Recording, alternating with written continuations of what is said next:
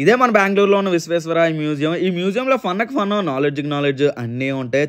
మనకు కావాల్సింది కూడా అదేలేమ్మా. చిన్నపిల్లల నుంచి పెద్దవాళ్ళ వరకు అందరూ ఎంజాయ్ చేస్తారు. ఇలా మ్యూజియంలో అడుగు పెట్టామో లేదో ఎంట్రీ టికెట్ కోసం ఎగబడి కొట్టేసుకుంటారు. క్యాష్ అయితే ఆ మూలకు పొమ్మన్నారు, ఫోన్ పే అయితే ఈ మూలకు వచ్చేయమన్నారు. టికెట్ తీసుకుందాం లైన్ లో వెయిట్ చేస్తున్నాం. అసలు ఈ ఫోన్ పే సిస్టమ్ ఎందుకు పెట్టారా బాబు, ఎవడైనా ఫోన్ పే చేసేటప్పుడు పెండింగ్ లో ఉండిపోతే తోలు తీరుతుంది అనుకుంటూనే ఉన్నాం. ఈలోగా టికెట్ కౌంటర్ దగ్గరికి వెళ్ళాక మాదే పెండింగ్ లో ఉండిపోయింది. ఇది చూస్తే అవ్వదు, జనాలు చూస్తే అరుస్తారు. చివరికి ఇంకో ఫోన్ తో ఫోన్ పే చేసి టికెట్ అయితే తీసుకున్నాం గానీ ఈడిది మాత్రం ఇంకా తిరుగుతూనే ఉంది. ఇక్కడ మొత్తం 3 ఫ్లోర్లు ఉంటాయి. గ్రౌండ్ ఫ్లోర్ లో engine hall, dinosaur enclave. Starting పెద్ద డైనోసార్ గాండ్రిచ్చి అరుస్తూ ఉంటది, కానీ చూడడానికి చాలా అందంగా ఉంటది. గ్రౌండ్ ఫ్లోర్ అంతా గేర్స్, మెకానిజం, బెల్ సిస్టమ్ ఎలా రన్ అవుతుంది, చైన్ సిస్టమ్ ఎలా రన్ అవుతుంది, ఇవన్నీ ఉంటాయి. అలా కిందకి వెళ్తుంటే రింగులు గా చుట్టేసి ఉన్నాయి. ఏంట్రా అని కిందకి వెళ్ళి చూస్తే ఎక్కడో ఒక బొక్కలో బాలెత్తే రింగులు తిరిగి అటెళ్ళి ఇటెళ్ళి పైకెళ్ళి కిందకెళ్ళి ఎక్కడెక్కడికో వెళ్ళి మొత్తానికి ఇక్కడ పడుతుంది. ఇలాంటి నాకు చాలా ఇంట్రెస్ట్. అండ్ ఇక్కడ రకరకాల ఇంజన్స్ అన్ని ఉంటాయి. అండ్ ఇక్కడ రైట్ బ్రదర్స్ కనిపెట్టే ఫస్ట్ ఫ్లైట్ మనకు డెమో ఉంటుంది. అండ్ ఆ ఫ్లైట్ ని మనం నడుపుతున్నట్టు కూడా లైవ్ ఎక్స్పీరియన్స్ అయితే చేయొచ్చు. మనం అంటే మనం కాదులే, చిన్నపిల్లలు. మనం గానీ ఎక్కువ అనుకో, గాడిలో ఉన్నావు నా కొడుక నువ్వు ఫ్లైట్ నడపడం ఏట్రా అంటారు. కరెక్ట్ గా నేను ఏమనుకున్నాను అదే చెప్పారా నువ్వు, చాలా తెలియనుడు. ఇంకా అలా కొంచెం పైకి వస్తే తాళంకా పేసేటప్పుడు తీసేటప్పుడు లోపల ఎలా వర్క్ అవుతుందో క్లియర్ గా చూపిస్తారు. అలాగే జిప్పు కూడా వేసేటప్పుడు తీసేటప్పుడు ఎలా పడుతుందో అది కూడా చూపిస్తారు. ఇంకా పై ఫ్లోర్ కి వెళ్ళిపోదాం ఉన్న టైంకి ఇదేదో కనిపించిందబ్బా, ఇదేటో నాకు అర్థం కాలేదు కానీ డీజేలో తిప్పుకోవడానికి మాత్రం భలే ఉంది. అందుకని చిన్నది అలా డీజే టిల్లో తిప్పుతూ 2 స్టెప్లు వేస్తాం.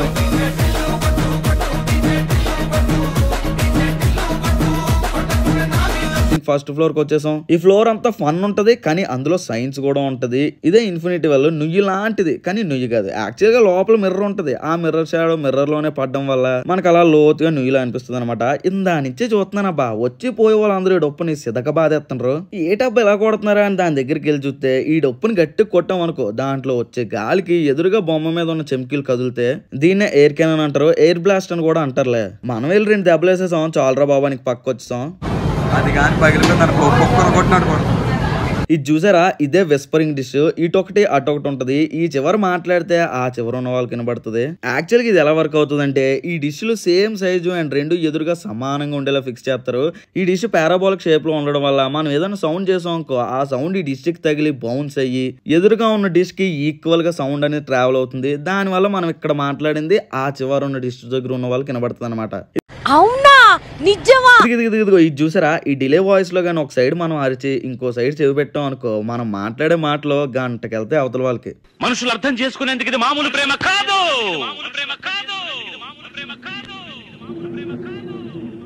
ఓ ఇదేంద్ర, ఇదే బుర్ర ఒకటే ఉంది, మనిషి ఏమైపోడరా అనుకుంటున్నారా? ఈ మధ్య మ్యాజిక్ అవి నేర్చుకున్నాంలే.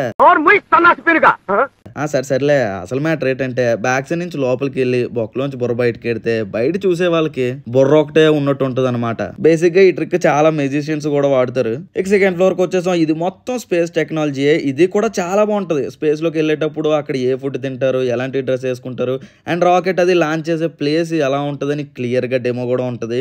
ఇదే మిషన్ కంట్రోల్ సెంటర్. ఈ మిషన్ ద్వారా పైకి వెళ్ళే రాకెట్స్ అనేది ఇక్కడ మానిటర్ చేస్తానమాట. మావోడు వెళ్ళి ఏదో మానిటర్ చేసేద్దాం చూసాడు కానీ ఓ ఇవన్నీ డమ్మీ డొక్కులా అని తెలుసుకొని బయటకు వచ్చాడు.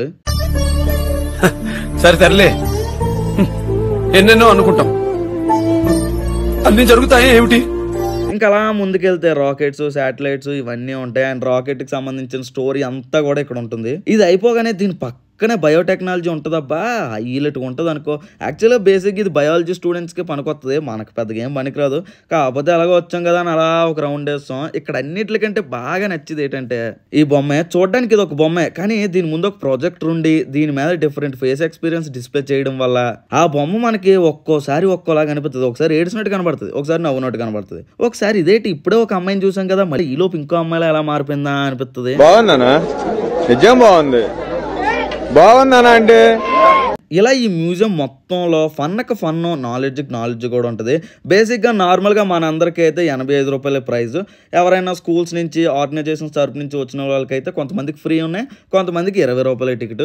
యాక్చువల్ పైన ఇంకో ఫ్లోర్ కూడా ఉంది, కాకపోతే అప్పటికే మనకి చాలా టైం అయిపోయింది అండ్ తిరిగి కాళ్ళు కూడా అరిగిపోయి ఇంకా అందుకనే వచ్చేసాం. బెంగళూరు వస్తే మాత్రం ఒకవేళ బెంగళూరులో ఎవరైనా మన వాళ్ళు ఉన్నా సరే ఖచ్చితంగా ఈ విశ్వేశ్వరయ్య మ్యూజియంకి అయితే వెళ్ళండి. అండ్ పక్కనే గవర్నమెంట్ మ్యూజియం కూడా ఉంటుంది, పక్కనే అది కూడా. కాకపోతే అదేదో వర్క్ కన్స్ట్రక్షన్లో ఉండడం వల్ల అదైతే అందాక ఆపేశారు. కానీ ఈ మ్యూజియంకి అయితే కంపల్సరీగా వెళ్ళండి. అండ్ ఇంకా ఎవరైనా మన ఛానల్ సబ్స్క్రైబ్ చేసుకోకపోతే వెంటనే ఛానల్ అయితే సబ్స్క్రైబ్ చేసుకోండి. అండ్ అలాగే అన్నిట్లో మీకు బాగా ఏది నచ్చిందో కింద కామెంట్ చేసేయండి.